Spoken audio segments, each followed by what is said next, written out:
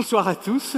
Alors, j'ai la rude tâche de vous parler de demain avec l'intelligence artificielle, donc l'intelligence sans cœur, si on peut la résumer ainsi, mais qui peut effectivement transformer un tout petit peu les relations humaines, mais transformer nos cœurs.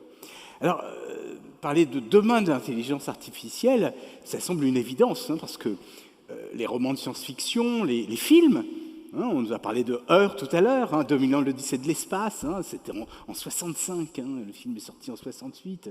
Et puis il y a énormément de journalistes aujourd'hui. Vous écoutez la radio tous les jours et on vous dit l'intelligence artificielle, c'est le futur, c'est donc demain. Alors, est-ce que c'est vraiment demain l'intelligence artificielle? Alors ça, c'est la première question, parce que l'intelligence artificielle, c'est aujourd'hui. Peut-être rappelons un tout petit peu ce qu'est l'intelligence artificielle. Vous allez me dire, vous savez tous ce que c'est que l'intelligence artificielle, puisque vous en entendez tous parler tous les jours dans les médias.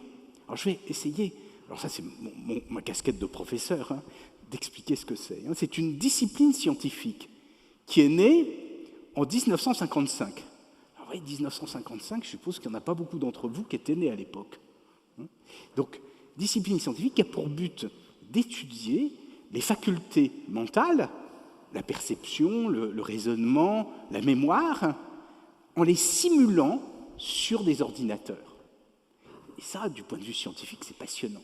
Et puis ensuite, on va utiliser ces simulations dans un grand nombre de technologies. Alors, je vais donner peut-être quelques exemples, parce qu'on nous dit, ouais, qu'est-ce que ça va être l'intelligence artificielle? Alors, il y a une application d'intelligence artificielle qui est très connue, c'est le web. Vous utilisez tous le web. Alors le web, vous savez que c'est la connexion, plus exactement le couplage des réseaux de télécommunications.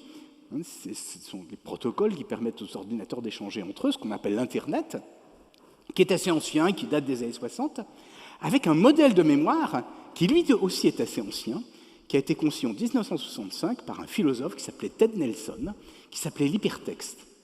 Et l'hypertexte, c'est de l'intelligence artificielle. C'est doublement de l'intelligence artificielle. Je vous ai dit tout à l'heure, l'intelligence artificielle, c'est une simulation de nos facultés mentales. Donc c'est une simulation de notre mémoire, des aspects de notre mémoire, les connexions qu'il peut y avoir entre les différentes parties d'un texte, et ça a été programmé avec des techniques d'intelligence artificielle. Donc vous faites tous de l'intelligence artificielle, comme M. Jourdain faisait de la prose sans le savoir. Donc c'est extrêmement commun. Et puis l'économie du web, ça repose sur ce qu'on appelle le profilage, c'est de l'intelligence artificielle. La reconnaissance faciale que vous utilisez peut-être sur vos téléphones portables, c'est de l'intelligence artificielle. La reconnaissance de la parole, c'est de l'intelligence artificielle. Mais je vais vous raconter autre chose. Il y a 15 jours, j'étais à San Francisco. Et là, dans la rue, il y avait des voitures avec, vous savez, une espèce de petit bonnet sur la tête. Et je me suis dit, tiens, ça ressemble aux voitures Google. Ils font des relevés. Alors j'en ai vu une. Puis ensuite, j'en vois une deuxième, une troisième. Alors là, je me dis, peut-être, qu'est-ce que ça peut être? Et en fait, j'ai appris que c'était des taxis autonomes. J'ai pris un taxi sans conducteur. C'est quand même extraordinaire. C'est pour vous montrer, bien sûr, la présence de l'intelligence artificielle. Alors la question, c'est, et demain, puisque c'était ça l'objet de notre réunion, demain, l'intelligence artificielle est là aujourd'hui. La question, bien sûr, c'est de savoir en quoi demain est différent d'aujourd'hui. Est-ce que l'intelligence artificielle de demain ne sera pas celle d'aujourd'hui? Alors c'est très difficile. C'est très difficile parce que, justement, demain a, comme on l'a dit tout à l'heure, quelque chose qui doit nous surprendre. Alors, moi j'ai une expérience de ça. Alors justement, quand j'avais l'âge de Lou, il y avait un demain extraordinaire pour nous, c'était l'an 2000. Vous, ça ne vous dit rien parce que vous l'avez vécu, mais nous, quand j'étais enfant, c'était extraordinaire. On se demandait ce que ça allait être. Et mes grands-parents, ils me disaient « Toi, tu as de la chance, tu verras l'an 2000 ». Et alors, ils me racontaient ce qu'on imaginait de ce que devait être l'an 2000. C'était des villes avec des avions qui se promenaient, ou alors des maisons qui se déployaient sous les mers. Enfin, toutes sortes de choses extraordinaires. Éventuellement même aussi des taxis autonomes comme ceux que j'ai pris à San Francisco. Et alors, moi, je suis arrivé à l'an 2000, et puis je me suis dit, non, les maisons ressemblent aux maisons, les voitures ressemblent aux voitures, il n'y a pas d'avion dans les villes. J'étais très déçu. Et puis, juste au moment où arrive l'an 2000, on me demande un article sur l'an 2000. Et là, je réalise cette chose extraordinaire, c'est que l'an 2000 a vraiment été l'an 2000. C'est-à-dire que l'an 2000 a été ce demain extraordinaire qui nous a tous surpris. Alors, qu'est-ce que c'est? Eh bien, c'est qu'entre 1995 et 2000, on a vu l'émergence du web. Et là, effectivement, la vie s'est changée, s'est transformée. Alors vous, ça ne vous dit rien, hein, mais moi, la première fois que j'ai pris sur un navigateur un hôtel pour aller au Japon, alors moi, je veux dire, pour moi, le Japon, c'était le bout du monde, et tout d'un coup, hein, eh ben, on peut visiter l'hôtel à distance, comme ça, à l'autre bout du monde. Ben, ça, vous voyez, c'est ce demain extraordinaire, c'est qu'effectivement, on peut avoir des surprises. Alors c'est toute la question, bien sûr, comment est-ce qu'on va faire avec, aujourd'hui, ce soir, pour essayer de vous donner une petite idée, un petit avant-goût de ce que sera ce domaine de l'intelligence artificielle. Alors c'est très difficile. Alors, en tant que scientifique, bien sûr, on peut avoir une approche empirique, c'est-à-dire qu'on prend l'expérience passée, puis on se regarde, à partir de ça, qu'est-ce que va être demain? Alors, comme je vous l'ai dit tout à l'heure, ce n'est pas évident, parce que l'expérience passée, par exemple, sur le web, nous a montré que demain était radicalement différent de ce qu'était, disons, le demain d'hier était différent de ce qu'on avait anticipé. Et c'est un peu la même chose avec l'intelligence artificielle. Quand on jette un regard rétrospectif sur les évolutions des technologies, elles nous ont toujours surpris. Par exemple, vous voyez, on a commencé par développer des réseaux de neurones formels. On a fait ça avant l'intelligence artificielle, en 1943. Alors là, je suppose qu'il n'y en a vraiment pas beaucoup d'entre vous qui étaient nés en 1943. C'est le premier réseau de neurones formels. Et puis ensuite, on s'est rendu compte que c'était très compliqué. Et puis, on a arrêté d'en faire. Puis en 1958, il y a quelqu'un qui a utilisé des techniques d'apprentissage sur les réseaux de neurones formels. C'était le perceptron. Et puis, on s'est rendu compte que c'était très limité. Puis on a arrêté de faire des réseaux de neurones formels. Et puis ensuite, il y a un physicien, Hinton, qui a essayé d'utiliser les théories de la physique statistique pour mieux comprendre la dynamique des réseaux de neurones formels, et il a inventé ce qu'on appelle les algorithmes de rétropropagation de gradients. Je ne rentre pas dans le détail technique, hein, mais ça a été enthousiasmant. Et puis on s'est rendu compte que ça ne marchait pas vraiment, hein, que les machines étaient trop lentes, et on a arrêté de les faire. Alors ce fameux Hinton, hein, il a une postérité, je ne sais pas si vous vous souvenez, cet automne, ça vous dit quelque chose, c'était hier, hein, mais quand même c'était pas si. Cet automne, le prix Nobel de physique a été attribué justement à Hinton pour ses travaux sur les réseaux de neurones formels. Mais à partir de 1992, plus personne ne faisait des réseaux de neurones formels, sauf un acharné, c'était un Breton. Alors c'est loin d'ici, la Bretagne, hein, mais les Bretons ont la réputation d'avoir la tête dure. Alors lui, vraiment, il avait la tête dure, et il a continué à travailler sur les réseaux de neurones formels, et il a trouvé des résultats extraordinaires. Et donc à partir de 2012, on a développé les réseaux de neurones formels. Vous voyez que ce que je veux vous montrer, c'est que tout ça, c'est compliqué. Vous voyez, on ne sait jamais tellement anticiper ce qui va advenir. De même, hein, l'IA générative, ça utilise des réseaux de neurones formels d'une façon qu'on n'avait pas imaginée. Même Google, d'ailleurs, s'est planté complètement. Hein, c'est eux qui les ont inventés, et ça n'a pas été ce qu'on imaginait. Donc c'est très difficile d'imaginer le demain des technologies. Alors qu'il plus est, il y a la question de comment est le temps des technologies. Alors bien sûr, le temps de la technique, normalement, c'est un temps cumulatif. C'est comme le temps de la science, vous êtes d'accord, hein, mais il y a des grands personnages qui nous expliquent que non, le temps de l'intelligence artificielle, ce n'est pas un temps comme ça, linéaire, c'est un temps catastrophique.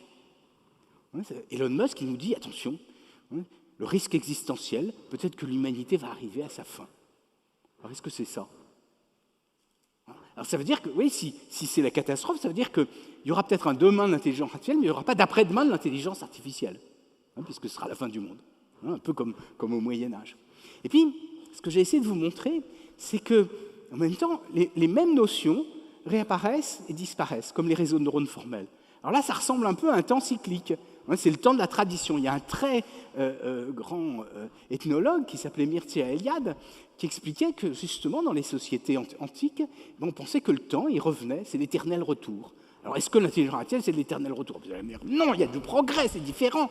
Hein, donc, ce n'est pas l'éternel retour. Et c'est un temps bizarre, un temps qu'on pourrait qualifier d'hélicoïdal. Ça monte comme ça, et les choses reviennent. Par exemple, vous vous souvenez, il y a 4 ans, peut-être que vous ne vous souvenez pas, on avait dit qu'il y avait quelque chose de très nouveau, c'était le métavers. Ça vous dit quelque chose? Ouais, hein. Et maintenant, plus personne n'en parle, d'accord, hein. Mais le métavers, il était précédé, il y a un peu plus de 20 ans, de Second Life. C'était exactement la même chose, c'était la vie dans le virtuel. Et la notion même a été inventée en 1985. Tout ça pour vous dire, c'est très compliqué d'anticiper parce qu'on s'enthousiasme et puis ensuite on est découragé et déçu. Alors, tout ça, bien sûr, pour conclure, pour vous dire, voilà, la difficulté avec l'intelligence artificielle, c'est qu'on a du mal à savoir ce qui va arriver demain. Et demain est vraiment demain, en sens où là, ce caractère imprévu, ce caractère extraordinaire, ce caractère surprenant de demain. Justement, pour que demain soit demain, il faut que demain ne soit pas comme aujourd'hui. Et c'est exactement ce qui se produit avec les technologies. Dit autrement, on parle de l'innovation. L'innovation, c'est le neuf. Et le neuf, c'est justement ce qui n'est pas l'ancien. Alors c'est ce qui se produit avec l'intelligence artificielle. Alors maintenant, vous allez me demander, mais d'accord, je n'ai pas répondu à la question. Qu'est-ce que sera l'intelligence artificielle demain? Alors je ne peux pas vous le dire, mais bien sûr, on a quand même quelques idées. Et puis on a des questions ouvertes. Par exemple, on se dit, aujourd'hui, peut-être qu'il n'y aura plus de traducteurs, il y aura des traducteurs automatiques partout. Peut-être qu'il y aura, dont on a parlé des voitures autonomes, mais il y aura énormément de transformations dans la société qui sont liées à l'intelligence artificielle. Alors il y a des choses inquiétantes, parce que, on l'a vu tout à l'heure, peut-être que l'amour sera mis en boîte de conserve et vendu comme ça, ce qui est assez désespérant. Mais il y a aussi des possibilités enthousiasmantes. Par exemple, je vous ai parlé du prix Nobel de physique, mais vous savez que le prix Nobel de chimie cette année, il a été donné à des informaticiens qui ont fait quelque chose d'extraordinaire. Ils ont résolu un problème technique qui est celui de ce qu'on appelle le repliement de protéines. Alors, vous savez ce que sont les protéines? Ce sont un peu les usines du vivant. Ce sont les molécules qui sont dans nos corps et qui réalisent toutes les fonctions indispensables à la vie. On en a parlé tout à l'heure au début. La fonction de ces protéines dépend de leur forme. Alors maintenant, si on veut fabriquer de nouvelles protéines avec des propriétés nouvelles, il faut savoir quel est le lien entre la structure de la protéine. Alors, la protéine, on sait très bien ce que c'est. C'est une séquence de molécules qu'on appelle des acides aminés. Et on peut fabriquer n'importe quelle protéine, mais bien sûr, si on veut fabriquer une protéine en anticipant ce qu'elle va faire, il faut se demander quel sera son repliement. Or, pendant des années, on n'arrivait pas à être capable d'anticiper ça. Et maintenant, grâce à l'intelligence artificielle, on a un programme qui s'appelle AlphaFold qui est capable d'anticiper le repliement des protéines. Et donc, certainement, dans quelques années, on va pouvoir concevoir de nouvelles molécules, de nouveaux médicaments avec l'intelligence artificielle. Vous voyez, c'est pour donner quelques idées positives de ce qu'il y a avec l'intelligence artificielle. Alors, on vous a dit que, effectivement, je m'intéresse beaucoup aux questions d'éthique, et depuis un certain nombre d'années, parce qu'on a vu que l'intelligence artificielle transforme la société, comme on l'a dit tout à l'heure, ça transforme les relations entre les hommes, et donc, bien sûr, il faut être attentif. Il y a des risques qui sont indéniables, des risques de déshumanisation, et c'est de ça, bien sûr, dont j'essaye de parler avec un certain nombre de collègues dans différents comités d'éthique auxquels j'appartiens. Et pour essayer de régler ces problèmes éthiques, des grandes institutions, en particulier la communauté européenne, se sont dit, ce qu'on va faire, c'est qu'on va essayer de regarder quels sont les risques, on va anticiper ces risques, et puis à partir de ça, on va essayer d'encadrer, c'est-à-dire de légiférer sur l'intelligence artificielle. C'est ce qui a donné naissance, entre autres, à la réglementation qu'on appelle le AI Act sur l'intelligence artificielle. Le problème, c'est que ce règlement, il est fondé sur le risque. Or, le risque, c'est la même étymologie que couteau. C'est couper. Or, les couteaux, effectivement, ça coupe, et il faut les interdire dans certaines situations. Mais en même temps, les couteaux, ça permet aussi de se nourrir, ça permet beaucoup de choses. Et donc, on ne va pas se priver des couteaux parce qu'il y a des risques sur les couteaux. Alors, c'est la même chose avec l'intelligence artificielle.